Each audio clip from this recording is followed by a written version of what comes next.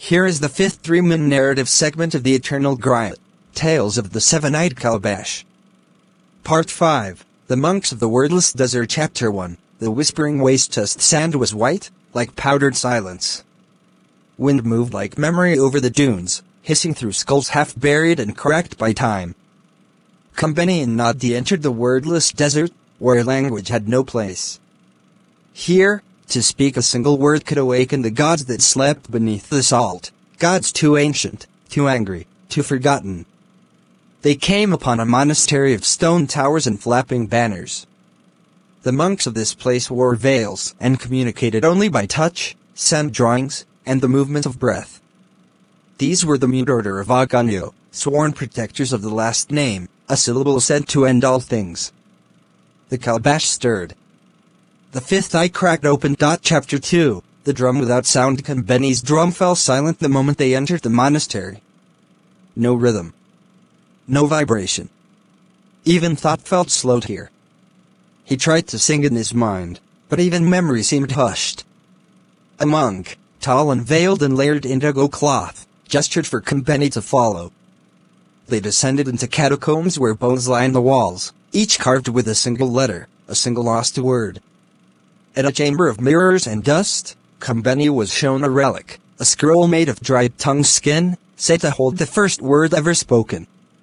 It was guarded by a Bazu, the silent tablet, whose hands bore scars from carving silence into stone. Chapter 3, The Curse of Speech. Kumbeni was told, in gestures, of a traveler centuries ago who dared to speak a story aloud within these sands. The desert cracked. The winds howled. Villages drowned in sand. Gods stirred. This traveler became the whispering storm, a cursed wind that still roamed the desert, looking for listeners to consume. Now, Kumbeni was tested. A Bazu poured a bowl of black sand and drew three symbols in it: a mouth, an ear, a broken chain. It was a question: will you be the one who listens, or the one who breaks silence? Kumbeni answered by pressing his palm into the sand and breathing a rhythm wordless, but filled with intention. The monks bowed.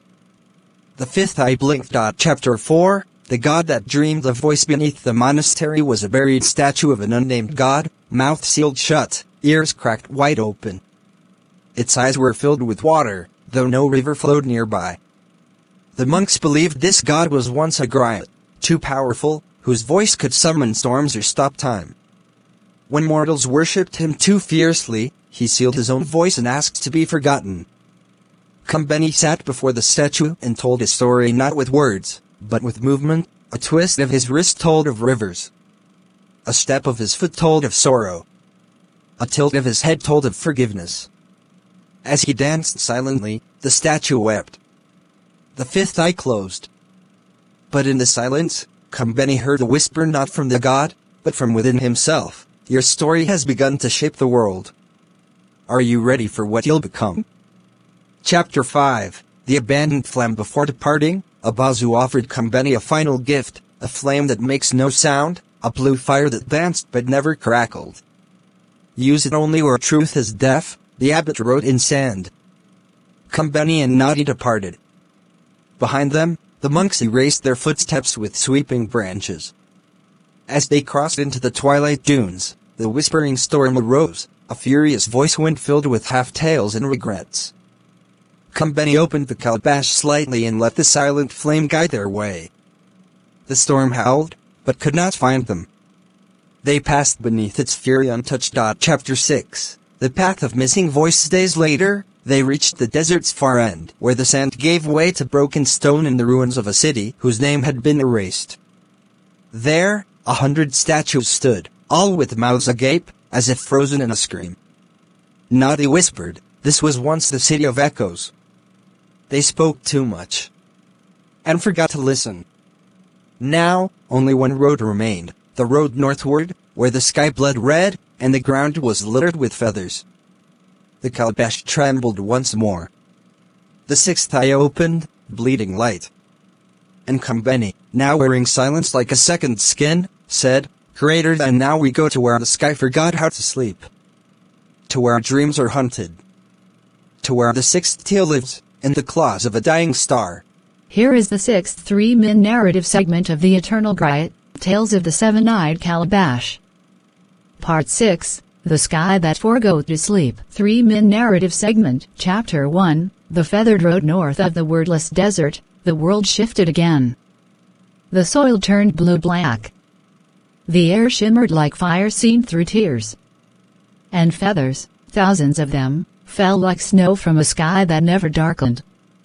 This was Wobia, the land beneath the waking sky. A realm where dreams wandered freely, hunted by birds of flame called Nzuzue, and sleep was a forbidden luxury. Kumbeni and Nadi arrived at twilight, though the sun had not set for years. No stars. No moon. Just a bleeding horizon, stuck in eternal exhaustion. The sixth eye of the Calabash flickered and opened fully. It showed images of sleepwalkers, once human souls now drifting half-real, chasing forgotten dreams with hollow eyes. Chapter 2, The Sleep Thieves. They entered the crumbled city of Anyanura, where people lived in half-light and dared not close their eyes. The elder of the city, a woman with a silver face and eyelids sewn open, named herself Mother Unwa, guardian of the sleepless. She explained, greater than long ago, a falling star named Azamar struck the mountain. It wept fire. From its ashes rose Nzuzue, fiery birds that feed on dreams. They tore sleep from our minds, stole our rest, and fed it to the cursed sky. Children aged in weeks. Elders babbled to invisible moons. Even words forgotten in sleep became twisted, broken. Kumbeni asked, "Why not fight?" Unwa laughed, "Greater than how do you fight what hunts you only when your soul rests?" Chapter 3, The Dreaming Flute. Nadi remembered a tale from her beast spirit past, of a dreaming flute carved from the bone of a star deer, capable of trapping nightmares and luring dreams back to their owners. It was said to lie in the nest of the largest Nzuzue high atop Mount Amadim, where the fallen star still pulsed.